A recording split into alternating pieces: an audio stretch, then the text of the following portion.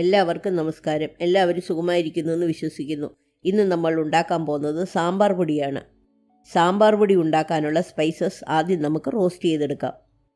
ഒരു പാനിൽ 15 ഉണക്കമുളകും 10 കാശ്മീരി ചില്ലിയും ഒരുമിച്ചിട്ട് ലോ ഫ്ലെയിമിൽ നല്ലതുപോലെ ചൂടാക്കിയ ശേഷം മാറ്റിവെക്കുക.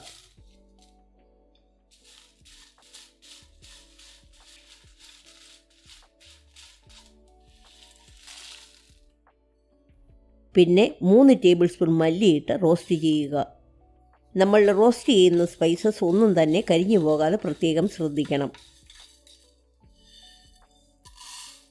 മല്ലി എടുത്ത ശേഷം അടുത്തതായി 2 ടേബിൾ സ്പൂൺ കടലപ്പരിപ്പ്, 1 ടേബിൾ സ്പൂൺ ഉഴുന്നുപരിപ്പ്, 1 ടേബിൾ സ്പൂൺ തുവരപ്പരിപ്പ്, 1 ടേബിൾ സ്പൂൺ അരി, ഇത്രയും ഒരുമിച്ചിട്ട് റോസ്റ്റ് ചെയ്യുക.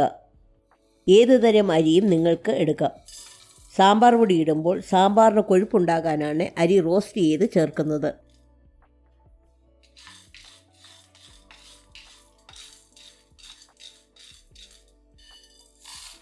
ഇതെല്ലാം റോസ്റ്റ് ചെയ്ത ശേഷം 1 ടീസ്പൂൺ ജീരകം, 1 ടീസ്പൂൺ കുരുമുളക്, 1.5 ടീസ്പൂൺ ഉലുവ, അല്പം കൂടുതൽ കറിവേപ്പില, ഇത്രയും ഇട്ട് റോസ്റ്റ് ചെയ്ത് മാറ്റിവെക്കുക.